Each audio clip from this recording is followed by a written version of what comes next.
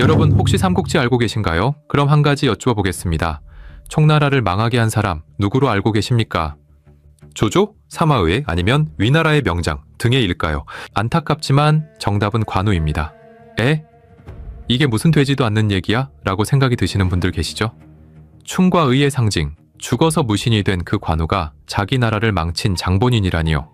말도 안 되는 이야기라 하실 수 있겠지만 안타깝게도 증거가 있습니다. 1700년 전 사관이 직접 적어놓은 한 줄의 문장. 삼국지를 쓴 역사가 진수. 그가 관우전 마지막에 남긴 평가에 적힌 4글자가 있습니다. 강의작응. 굳세지만 스스로를 뽐냈다.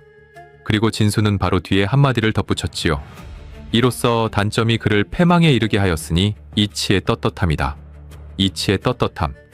당연한 결과였다는 겁니다. 천하의 무신이 죽은 게 당연한 결과였다고 진수는 말하고 있어요. 자, 그럼 그는 무엇을 보고 관우에 대해 이렇게 적었을까요? 여기서 잠깐 한 장면을 보여드리겠습니다.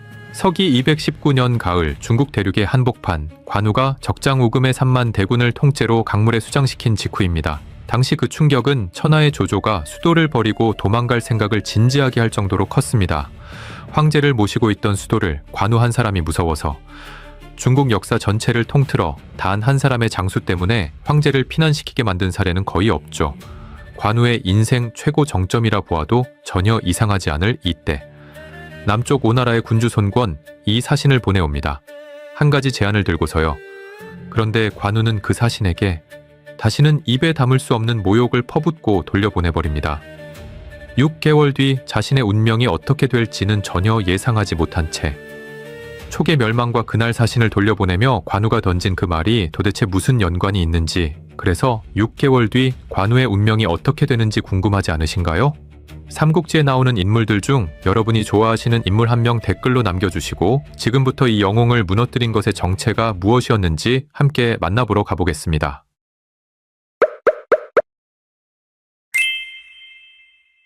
본격적으로 이야기를 풀어가기 전에 한 가지 짚고 넘어가야 할 게 있습니다. 대체 관우는 어떤 사람이었길래 그 누구도 그를 막지 못했을까요? 천하의 조조도 어쩌지 못했고 동맹국 손권도 함부로 건드리지 못했고 심지어 자기 편 안에서도 그를 말리는 사람이 단 한 명도 없었습니다. 이상하지 않으십니까? 보통 한 조직 안에 저렇게 위험한 폭주기관차가 있으면 누군가는 브레이크를 걸어야 정상이거든요. 그런데 총나라에서는 아무도 그러지 못했어요. 아니, 못한 게 아니라 안 했습니다. 그 이유를 알면 뒤에 벌어질 모든 비극이 한 줄로 설명됩니다. 먼저 여러분이 잘 아는 그 장면부터 정리하고 가겠습니다. 도원결의 복숭아꽃 흩날리는 정원에서 유비, 관우, 장비 세 사람이 무릎을 꿇고 하늘에 맹세하는 그 장면. 같은 해, 같은 달, 같은 날에 태어나지는 않았으나 같은 해, 같은 달, 같은 날에 죽기를 원하노라. 가슴 뭉클하시죠? 그런데 여기서 충격적인 사실 하나 알려드릴게요. 이 장면은 정사 삼국지에는 단 한 줄도 나오지 않습니다. 도원결의는 1300년 뒤 명나라 때 나관중이 쓴 삼국지연에 나오는 소설 속 문장이에요. 1000년이 넘는 세월 동안 정사에는 흔적도 없던 장면이 어느 날 갑자기 소설가의 펜 끝에서 쓰여지고 그게 너무 멋있어서 이후 사람들은 진짜 있었던 일이라고 착각하게 되는 거죠. 그럼 정세는 뭐라고 적혀 있을까요? 진수는 이렇게 짧게 적었습니다. 유비는 관우, 장비와 한 침상에서 잠을 잤고 은혜와 정이 형제와 같았다. 한 침상에서 잤다. 이게 전부예요. 형제의 의를 맺었다는 표현도 없고 맹세도 없었어요. 그저 한 침대에서 같이 잤다는 한 줄. 그런데 이 한 줄이 도원결의보다 어쩌면 더 무서운 진실을 담고 있습니다. 생각해보세요. 군주와 신하가 한 침상에서 잡니다. 이게 무슨 의미일까요? 단순히 사이가 좋다는 게 아니에요. 유비는 관우와 장비를 자기 옆에서 한순간도 떨어뜨리고 싶지 않았던 겁니다. 왜요? 이 두 사람을 잃으면 자기도 끝이라는 걸 알았으니까요. 당시 유비를 한번 떠올려 보십시오. 황실의 먼 친척이라고는 하지만 실상은 돗자리 짜서 팔던 가난한 청년이었습니다. 가진 거라곤 야망 하나뿐이었어요. 그런데 그 옆에 천하무적의 무력을 가진 두 사람이 붙어줬다? 이건 그냥 친구가 아니에요. 세 사람은 한 솥밥을 먹고 한 이불을 덮고 한 운명을 함께 짊어진 식구였습니다. 옛말에 동고동락이라 하지요. 같은 고생을 하고 같은 즐거움을 나누는 사이, 유비, 관우, 장비 세 사람이 딱 그 사이였던 거죠. 이런 관계에서 관우의 위치가 어땠을지 짐작이 가시죠. 단순한 부하가 아니에요. 유비에게 관우는 부하이기 이전의 형제였고 형제이기 이전의 자기 자신의 절반이었습니다. 그래서 관우가 무슨 짓을 해도 유비는 못 본 척했습니다. 못 본 척한 게 아니라 견제할 생각 자체가 없었던 거예요. 자기 오른팔이 휘두르는 칼을 어떻게 자기 왼손으로 막겠습니까? 이게 첫 번째 토양입니다. 군주가 견제하지 않는 권력. 견제받지 않는 인간이 어떻게 되는지는 동서고금의 역사가 똑같이 증언하죠. 여기에 한 가지가 더 있습니다. 관우 본인의 성격이요. 관우전을 보면 흥미로운 기록이 2개 나옵니다. 첫 번째, 서기 214년 서량의 맹장 마초가 유비에게 항복해 옵니다. 천하의 명장이 합류했다는 소식에 다들 환영하는데 유독 관우는 기분이 나빴어요. 그래서 멀리 형주에서 군사 제갈량에게 편지를 보냅니다. 마초의 재주가 누구와 비교될 만한가? 이 한 줄에 관우의 속내가 다 들어있어요. 쉽게 풀어보면 이런 겁니다. 새로 들어온 그 친구 나만큼 잘하나? 나랑 비교하면 어느 정도야? 천하의 무신, 천하의 관우가요. 이미 50줄을 훌쩍 넘긴 머리가 희끗희끗한 노장이 말입니다. 후배 한 명 들어왔다고 멀리 떨어진 동료에게 굳이 편지를 써서 걔 나보다 잘하냐? 하고 물어본 거예요. 제갈량이 이 편지를 받고 얼마나 난감했을까요?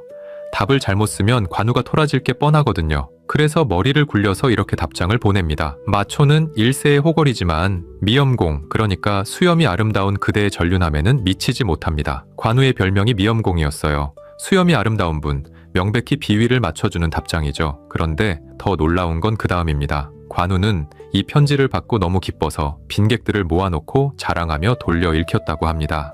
상상이 가십니까? 반백살의 노장이 사람들 모아놓고 이거 봐, 제갈 군사가 나를 이렇게 평가했어 하면서 편지를 돌려본 거예요. 인정 욕구가 이렇게나 강했던 사람이었다는 건 저도 조사를 하면서 새롭게 안 사실이었습니다.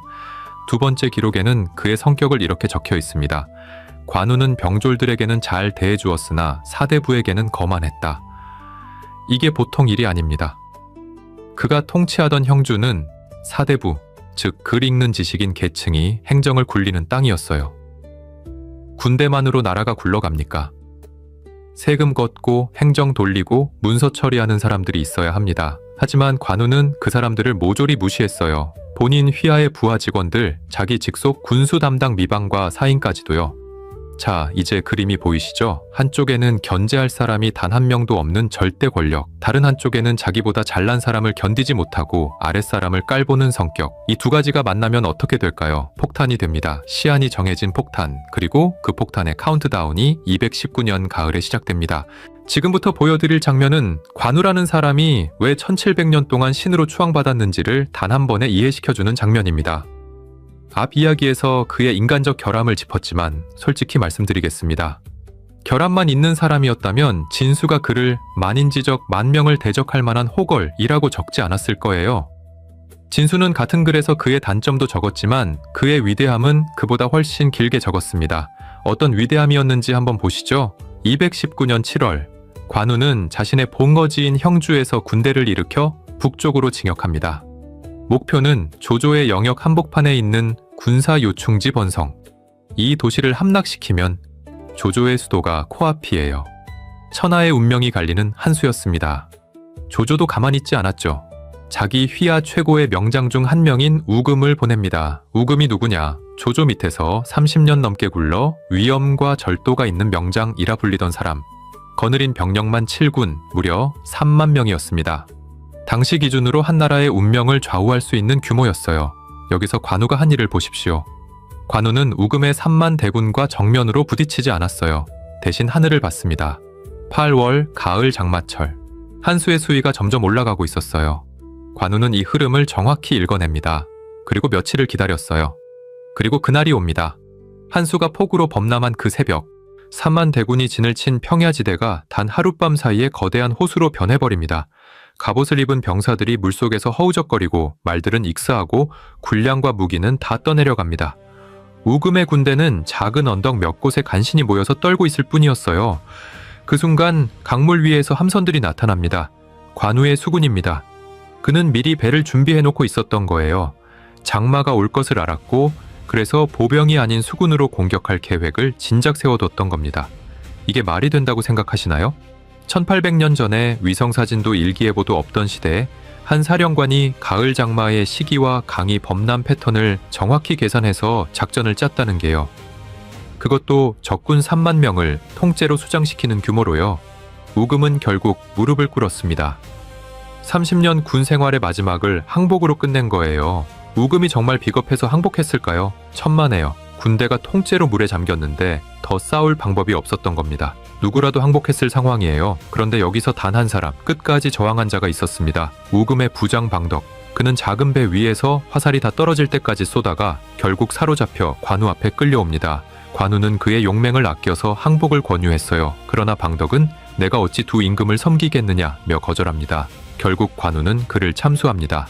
자, 이 한 번의 작전으로 어떤 일이 벌어졌을까요? 조조군 최정계 3만 명이 통째로 증발했습니다. 우금은 포로가 됐고 방덕은 죽었어요. 번성을 지키던 조이는 성 안에 갇혀 매일 자살을 고민하는 처지가 됐고 화북 일대의 도적대들까지 관 장군 만세를 외치며 들고 일어나기 시작했습니다.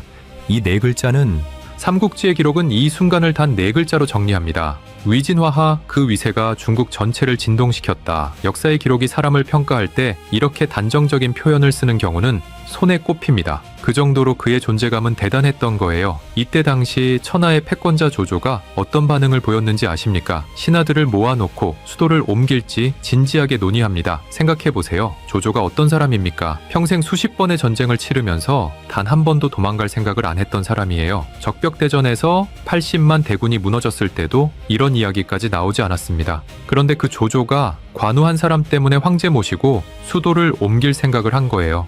중국 4천년 역사를 통틀어 단 한 명의 장수가 천자를 피난시키게 만든 사례는 거의 없습니다. 굳이 비유하자면 우리 역사에서 이순신 장군이 명량해전에서 일본 수군을 박살낸 그 순간의 충격, 어찌 보면 그것보다도 훨씬 큰 파장을 일으켰다고 봅니다. 한 사람이 천하의 균형을 통째로 흔든 순간이었으니까요. 자, 여러분이 219년 가을의 관우라면 이 순간 어떤 기분이셨겠습니까? 평생을 전쟁터에서 살아온 무인입니다. 황건적의 난 때부터 30년을 싸웠어요. 그동안 한 번도 가져보지 못한 무게의 영광이 지금 자기 어깨 위에 얹혀 있습니다. 천하의 조조가 도망갈 생각을 하고 황제 주변 신하들이 자기 이름 앞에 떨고 있어요. 평생 유비의 의형제, 유비의 부하로만 불려온 그가 처음으로 자기 자신의 이름만으로 천하를 흔든 겁니다. 이 순간 그가 자신을 신이라고 착각하지 않을 수 있었을까요? 솔직히 그 자리에 그 누가 있었더라도 흔들리지 않았을까요? 인간이라면 말이죠. 정점이라는 자리가 원래 사람을 취하게 만듭니다.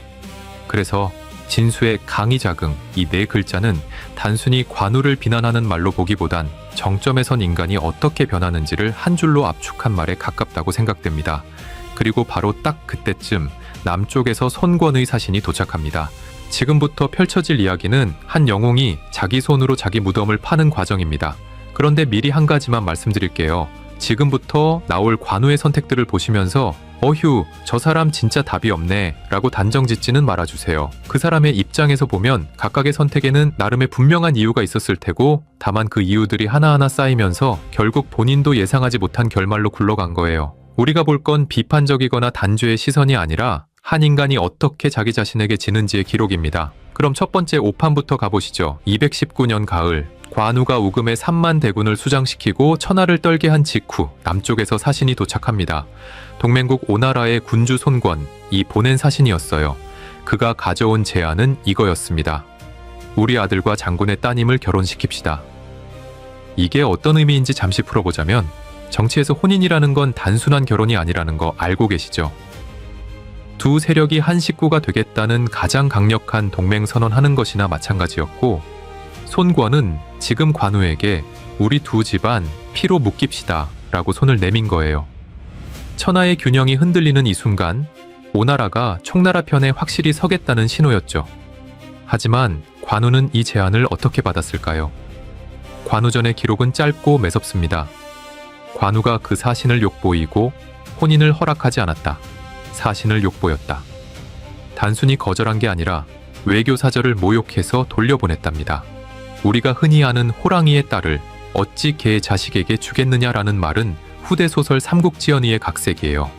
다만 정사가 전하는 그날의 분위기나 삼국지연의 속 그 문장이나 내용은 왠지 크게 다르지 않았을 것으로 보이죠? 여기서 잠시 짚고 갈 게 있어요. 관우의 입장에서 이게 완전히 비합리적인 선택이었냐? 그건 또 아니에요. 당시 손권은 이미 형주를 노리고 있었습니다. 몇 년 전에도 형주 일부를 무력으로 요구해서 분쟁이 있었어요.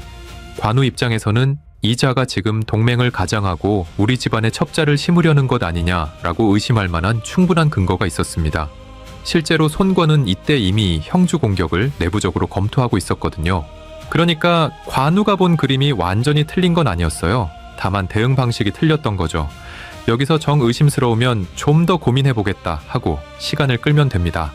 거절하더라도 내 딸이 아직 어려서 같은 외교적 거절이 있었어요.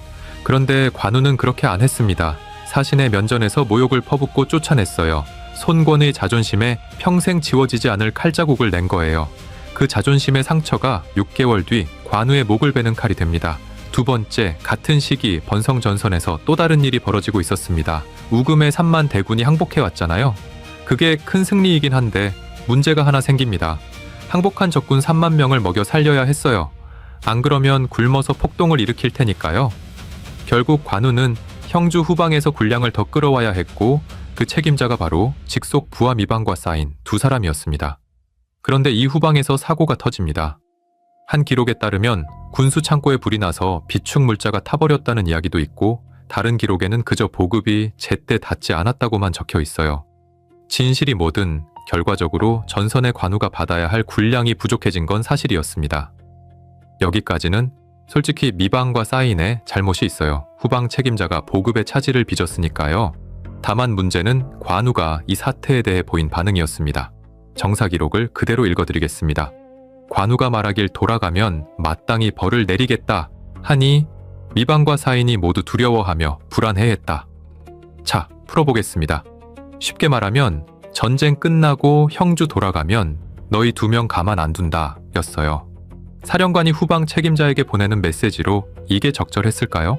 전쟁 중에 사령관이 부하를 다그치는 건 당연합니다. 빨리 보급을 보내라, 그러지 않으면 처벌하겠다 라고 압박하는 건 사령관으로서 충분히 있을 수 있는 일이죠. 그 부분은 관우에게도 변호의 여지가 있습니다. 그런데 그 압박을 어떻게 전달하느냐가 문제였어요. 관우는 미방사인을 부르지 않았습니다. 따로 만나서 지금 상황이 이렇다, 도와다오 하고 부탁하지도 않았어요. 그냥 멀리서 한마디 던졌습니다. 돌아가면 죽여버리겠다. 여러분이 미방이라면 이 말을 듣고 어떤 생각이 드시겠습니까? 아, 내가 잘못했으니 더 열심히 해야겠다 보다는 어차피 돌아가면 죽을 거, 어떻게 살 길을 찾지가 먼저 떠오르지 않겠습니까? 이게 진수가 정사 관우전에 적어둔 그 유명한 문장과 연결됩니다. 관우는 병졸들에게는 잘 대해주었으나 사대부에게는 거만했다. 관우는 평민 병사에게는 끝까지 자비로운 사령관이었어요. 역사의 기록 속에서 분명히 인정한 부분입니다. 다만 자기와 동급이거나 위치가 비슷한 사람에게는 부하라도 거칠게 굴었다는 거예요. 미방과 사이는 평민이 아니었습니다. 미방은 심지어 유비의 처남이었어요. 그런 사람에게도 관우는 인격적 배려 없이 명령만 던졌습니다. 세 번째, 비슷한 시기 동쪽 오나라에서 인사이동이 한 건 있었습니다. 형주 국경을 지키던 오나라 대도독 여몽이 병을 핑계로 물러나고 후임으로 무명에 가까운 젊은 장수가 부임합니다. 이름은 육손, 당시 30대 초중반 실전 경험도 거의 없는 무관이었어요. 관우는 이 인사 소식을 듣고 어떤 기분이었을까요? 단언컨대 휴 다행이다 였을 겁니다.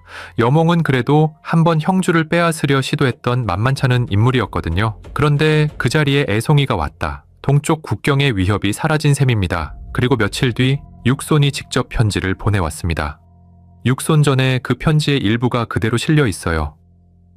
전해 듣자 하니 장군께서 우금의 군대를 무너뜨리셨다 합니다. 멀리서 그 소식을 들으니 손뼉을 치며 기뻐했습니다. 제가 보기에 장군의 위세는 옛 명장들도 미치지 못합니다. 저는 어리석고 미천한 자로 이 자리를 맡게 된 것이 부끄럽기만 합니다. 부디 장군께서 살펴주시고 좋은 가르침을 내려주시기를 바랍니다. 읽어보시면 어떠십니까? 완벽한 자세 낮추기예요. 저는 애송입니다. 장군은 위대하십니다. 저를 좀 돌봐주십시오. 이런 톤으로 느껴지시죠? 자, 여러분이 관우라면 이 편지를 받고 어떻게 판단하셨을까요? 아마 저였다면 입가에 빙그레 미소를 짓고 만족스러운 표정으로 방심했을 겁니다. 이건 단순한 자만이라기보다는 정보가 제한된 상황에서 상대가 직접 보낸 자기 평가를 액면 그대로 받아들이는 게 어찌 보면 합리적인 판단이기도 했으니까요. 다만 이 상황에서도 의심이라는 딱 한 개의 성냥개비라도 가지고 있었더라면 분명 상황이 달라졌을 것도 사실이죠. 육손전은 그 다음을 이렇게 기록합니다. 관우가 육손의 편지를 보고 그가 겸손하게 자신을 낮추는 뜻이 있다고 여겨 다시는 경계하는 바가 없었다. 이에 형주 수비병을 모두 번성으로 옮겼다. 여러분 들으셨죠? 형주 수비병을 모두 번성으로 옮겼다. 이 한 문장이 관우 인생을 끝낸 문장입니다. 본거지 형주가 지금 텅 비었습니다. 텅 빈 형주 뒤로 육손이 진짜 모습을 드러낼 시간이 다가오고 있었어요. 여기까지 보시고 어떤 생각이 드시나요? 동맹국 군주에게 던진 모욕, 후방 부하들에게 던진 협박, 그리고 무명의 청년에게 던진 방심. 셋 다 공통점이 하나 있어요. 관우가 상대를 자기보다 아래로 봤다는 것. 송원은 개의 자식, 미방은 무능한 자빌꾼, 육손은 그저 애송이. 그가 무능해서 진 게 아니에요. 상대를 작게 봐서 진 겁니다. 그리고 그 세 개의 오판이 톱니바퀴처럼 맞물려서 219년 겨울 한 사람의 운명을 지식이기 시작합니다. 이제 무대의 마지막 막을 올려볼까요? 관우가 손권의 사신을 모욕해서 돌려보낸 그 순간 손권은 과연 어떤 마음이 들었을까요? 역사는 그날의 손권에 대해 자세히 기록하지 않았습니다. 하지만 우리는 그 다음에 그가 한 행동으로 그 마음을 짐작할 수 있어요. 손권은 그 자리에서 즉시 한 가지 결단을 내립니다. 조조에게 밀서를 보냅니다. 평생의 라이벌, 적국의 군주에게요. 우리 손잡고 관우를 칩시다. 손권 입장에서 조조와 손잡는다는 건 자기 진영의 명분을 통째로 버리는 일이었어요. 그래도 했습니다. 그 정도로 관우의 모욕이 그의 자존심에 깊게 박혔던 거예요. 당시 관우가 왜 그런 말로 사신을 모욕하며 돌려보냈는지 속내까지는 알 수 없지만 그날 내뱉은 말 한마디로 천하의 외교 지형이 통째로 뒤집히는 상황이 되어버린 것이죠. 조조는 이 제안을 두말 없이 수락합니다. 그리고 사마이와 장제 같은 책사들에게 이 동맹을 어떻게 활용할 것이냐를 자문하죠. 사마이의 답은 차갑고 정확했습니다. 손권에게 형주를 약속해 주십시오. 그러면 그가 알아서 관우의 등에 칼을 꽂을 것입니다. 이게 219년 가을의 그림입니다. 적과 적이 손을 잡았고 관우는 그 사실을 알 수가 없었죠. 10월의 어느 밤, 장강상류 형주의 서쪽 국경. 평소 같으면 오나라 군선들이 가득했을 강물 위로 그날 밤은 이상하게 조용한 상선한 무리가 떠 있습니다. 노 젓는 소리도 거의 들리지 않아요. 뱃사공들은 모두 흰옷을 입고 있죠. 군복이 아니라 평범한 상인이나 어부의 옷이요. 그래서 후대 역사가들은 이 작전을 백이도강, 흰옷을 입고 강을 건넌 작전이라 부릅니다. 배 안에는 군인 수천 명이 숨죽이고 앉아 있었어요. 지휘관은 여몽. 병을 핑계로 물러났다던 그 오나라 여몽이 어떻게 지금 이 자리에 지휘관으로 나타나게 된 걸까요? 그가 물러난 건 사실 진짜 병 때문이 아니라 관우를 방심시키기 위한 연극이었던 거죠. 상선들은 형주의 강변 초소들을 하나씩 지나갑니다. 초소에서는 의심하지 않았어요. 또 상인들이 지나가는구나 하고 손을 흔들었을 뿐입니다. 그러다 배가 강가에 닿는 순간 흰옷이 벗겨지고 갑옷이 드러납니다. 칼이 뽑히고 초소병들이 소리도 못 지르고 쓰러져요. 그날 밤 형주의 강변 방어선 전체가 단 한 명이 비명을 지를 새도 없이 무너지고 맙니다. 그리고 강 안쪽으로 텅 빈 형주 한복판으로 오나라 군대가 소리 없이 흘러 들어갑니다. 이 장면에서 한 가지 확인할 게 있습니다. 형주가 텅 빈 이유가 뭐였습니까? 관우가 육손의 편지에 방심해서 수비병을 모조리 번성으로 옮긴 그 결정 때문이었죠. 미처 챙기지 못한 의심 한 조각 때문에 활짝 열려있는 형주, 적에게 아무런 위협도 할 수 없는 상태에서 여몽은 그냥 걸어 들어갔을 뿐입니다. 11월 말 번성 앞 전선. 관우는 여전히 조인의 성을 압박하고 있었어요. 그런데 어느 날부터 부하들이 이상한 말을 합니다. 장군, 후방에서 좀 이상한 소문이 들려옵니다. 처음에는 무시했습니다. 자기 군대가 천하를 떨게 한 게 불과 2달 전인데 후방에 무슨 일이 있겠습니까? 그런데 소문이 점점 구체적으로 변합니다. 형주가 함락됐다고 합니다. 남군 태수 미방이 항복했다고 합니다. 공안의 사인도 함께 투항했다고 합니다. 그리고 결정타가 옵니다. 관우전의 한 줄로 적힌 가슴이 무너지는 장면이에요. 권이 이미 강릉에 입성했으며 관우의 처자식과 부하 장병들의 가족을 모두 사로잡아 두었다는 소식이 전해졌다. 형주에 있던 부하들의 처자식과 늙은 부모들, 그리고 관우 자신의 가족까지 전부 송원의 손에 잡혀버린 겁니다. 그리고 손권은 영리한 사람이었습니다. 잡힌 가족들을 학대하지 않았어요. 오히려 식량과 옷을 주고 걱정 마라, 너희 가족은 우리가 잘 돌보고 있다 는 소문을 전선의 관우 군대에 의도적으로 흘려보냈습니다. 그러자 무슨 일이 벌어졌을까요? 관우의 군대가 녹아내리기 시작합니다. 병사들이 매일 밤 1명, 2명씩 사라졌어요. 도망쳐서 가족이 있는 형주로 돌아가기 위해서요. 거기 가면 손권이 죽이지 않고 받아준다고 하니까요. 천하를 떨게 했던 그 군대가 단 한 발의 화살도 맞지 않고 안에서부터 무너져버리는 상황이 된 겁니다. 여러분이 관우라면 이 순간 어떤 기분이셨겠습니까? 과연 이때 관우는 이 모든 일이 자신의 말과 행동 때문에 벌어졌다는 걸 조금이라도 느낄 수 있었을까요? 관우는 마지막 희망을 걸고 한 사람에게 편지를 보냅니다. 가까운 상용 지역을 지키던 유봉과 맹달. 유봉은 유비의 양아들이었어요. 관우에게는 조카뻘입니다. 거리도 가깝고 군대도 있었어요. 와서 구해주기만 하면 됐습니다. 그런데 기록은 왠지 짧고 차갑습니다. 유봉과 맹달은 산소개군이 가단정되지 않았다는 핑계로 명령을 받들지 않았다. 거절했어요. 조카가 숙부의 구원 요청을 거절한 겁니다. 왜였을까요? 유봉전을 읽어보면 그에 대한 단서를 확인할 수 있습니다. 과거에 유비가 유봉을 양아들로 들였을 때 그 결정에 반대했던 사람이 바로 관우였어요.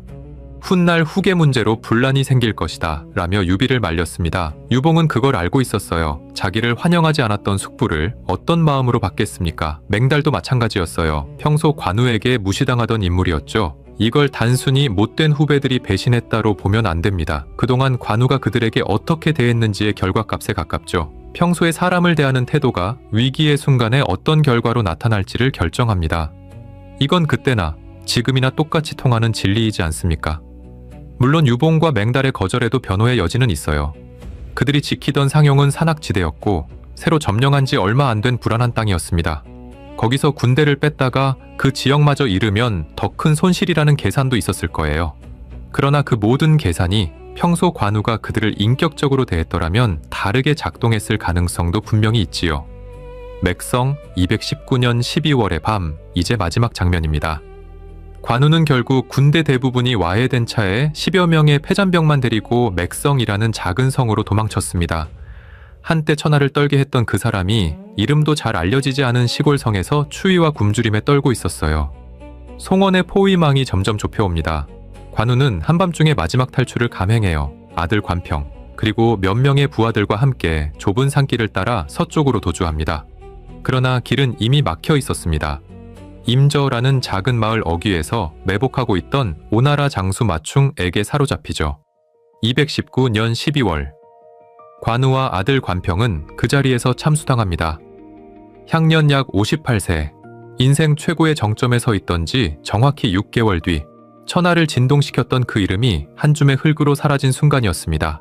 자, 신이라 불리는 이 남자 관우의 이야기는 여기서 끝이 납니다. 그리고 그 후 관우의 죽음이 불러온 후폭풍이 미친 듯이 촉으로 휘몰아치기 시작해요.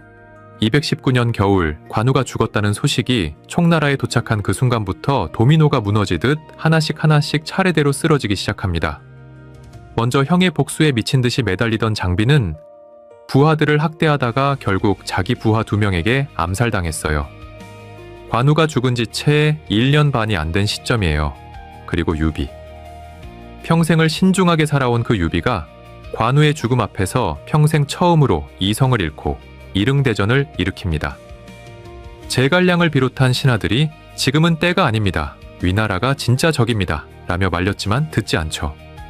그리고 관우의 오판 이야기 마지막에 나왔던 무명의 청년 바로 그 육손에게 총나라 정예 7만 명을 통째로 잃습니다. 유비 본인도 이 패배의 충격으로 2~1년도 못 가 죽어요. 이게 진수가 적어둔 이치의 떳떳함이라는 5글자의 진짜 무게입니다. 한 사람의 자만이 동생을 죽이고 형을 죽이고 나라의 군대를 절반 가까이 날리게 되는 결과를 가지고 온 거예요. 제갈량이 평생을 바쳐 그렸던 천하삼분지계의 청사진은 관우가 손권의 사신에게 던진 그 한마디부터 무너지기 시작했던 겁니다. 그리고 그 청구서의 마지막 줄에 총나라의 멸망이 적혀 있었습니다. 자, 이야기의 시작에서 질문드렸던 총나라를 망하게 한 사람이 관우였다는 이야기, 이제 조금 공감이 되시나요? 그런데 자기 나라를 무너뜨린 이 사람을 1700년이 지난 지금 신처럼 추앙하고 있습니다. 중국 본토는 물론이고 대만, 홍콩, 동남아, 그리고 우리나라 서울 종로구 동묘에까지요. 많은 사람들이 관우 사당에 향을 피우고 관우 그림 앞에서 절을 할 정도로요. 자신의 나라를 망하게 하는데 큰 원인이 된 패장이 던체에서 신이라 불릴 만큼 강력한 추앙을 받게 되었는지 조금 이상하지 않으신가요? 사람들이 관우를 신으로 모신 건 그가 천하무적이어서도 아니었고 한 번의 실수도 없는 완벽한 인간이어서가 아니었어요. 관우는 천하의 정점에 섰다가 그 자리에서 자기 자신에게 졌습니다. 신이 될 만큼 위대했고 동시에 한 인간으로서 추락할 만큼 결함도 가지고 있었어요. 그런 관우의 양면을 다 보고도 후대 사람들은 그를 미워하지 않았습니다. 오히려 끌어안았어요. 왜였을까요? 어쩌면 우리는 그 안에서 우리 자신의 모습을 보지 않았을까라고 생각해 봅니다. 누구라도 그렇지 않나요? 일이 잘 풀릴 때는 자기가 대단한 줄 알고 정점에 섰을 때 주변 사람을 작게 봅니다. 그러다 어느 날 한순간에 무너지죠. 그게 회사일 수도 있고 가정일 수도 있고 인간관계일 수도 있어요. 우리 모두는 작은 관우들입니다. 다만 그 무대가 천하가 아니라 우리 일상이었을 뿐이에요. 진수가 글을 강이 작은 4글자로 정리한 건 관우를 비웃기 위해서가 아니었습니다. 정점에 선 인간이 어떤 함정에 빠지는지를 후세에 남기기 위해서였어요. 아마도 우리의 인생에도 분명히 번성공방전 같은 순간이 있을 겁니다. 인생 최고의 정점, 모든 게 내 손 안에 들어왔다고 느껴지는 순간 말이죠. 그 순간이 오면 한번 멈춰서 거울을 들여다보시기를 바랍니다. 그리고 정점에 섰을 때 가장 무서운 적은 칼을 든 자가 아니라 거울 속 자기 자신의 그림자라는 사실 꼭 기억해 주셨으면 해요. 관우가 1800년 전에 우리에게 남긴 교훈은 무공도 충의도 아닌 단 한 가지, 이것이 아닐까요? 가장 강한 적은 가보단 나 자신이다. 오늘 영상은 여기서 마치겠습니다. 여러분이 좋아하시는 삼국지 속 인물은 누구인지 남겨주세요. 긴 시간 함께 해주셔서 감사합니다. 호기심 사록이었습니다.